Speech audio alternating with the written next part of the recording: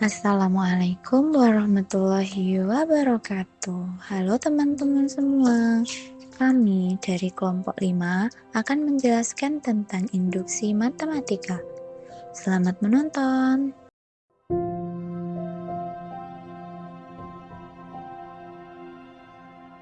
Untuk membuktikan suatu pernyataan dengan induksi matematika, ada 3 langkah utama yang harus dilakukan.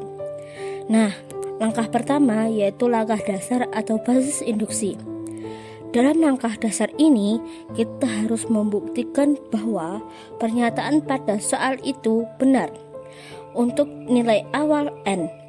Selain itu, dalam kasus ini, bilangan bulat non-negatif pertama adalah n sama dengan 0. Untuk n sama dengan 0 adalah 5 pangkat 0 dikurangi 1 sama dengan 1 dikurangi 1 sama dengan 0. Karena 0 habis dibagi 4, maka pernyataan ini benar untuk n sama dengan 0. Selanjutnya yaitu langkah kedua. Pada langkah kedua yaitu langkah hipotesis atau asumsi dalam metode induksi matematika, kita mulai dengan mengasumsikan bahwa pernyataan pada langkah pertama berlaku benar untuk suatu bilangan bulat K dengan K lebih besar atau sama dengan 0. Artinya, kita berasumsi bahwa bentuk 5 pangkat K dikurangi 1 dapat habis dibagi 4 secara sistematis. Pernyataan ini dituliskan sebagai 5 pangkat K dikurangi 1 sama dengan 4M, dengan M merupakan bilangan bulat. Asumsi ini menjadi dasar untuk melanjutkan pembuktian ke langkah berikutnya, yaitu menunjukkan bahwa pernyataan juga berlaku untuk K ditambah 1. Dengan kata lain, inilah pondasi logis yang akan kita gunakan untuk membuktikan kebenaran pernyataan pada setiap bilangan bulat.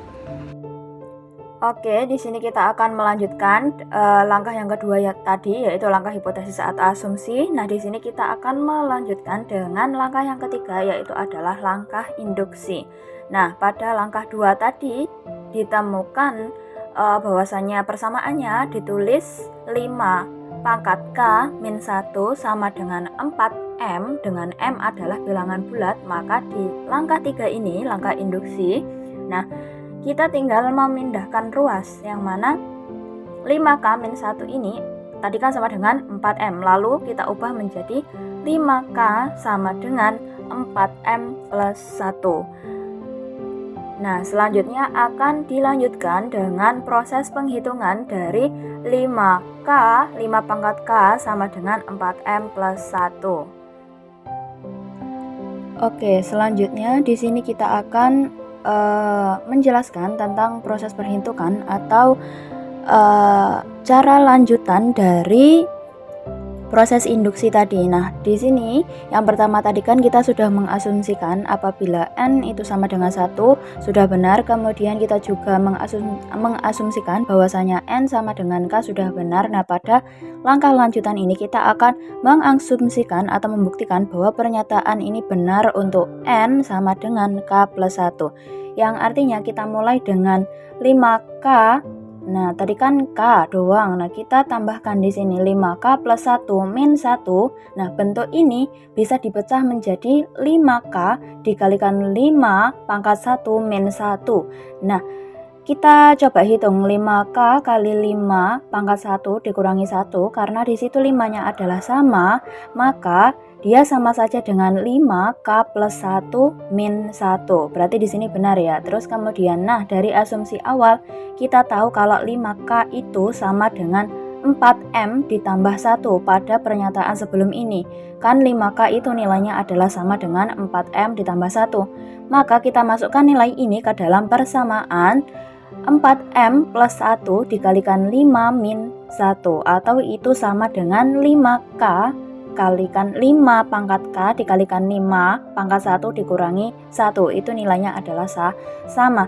Setelah dikalikan dan juga dikurangi, hasilnya menjadi 20M itu hasil dari 4M dikalikan 5, maka hasilnya adalah 20M.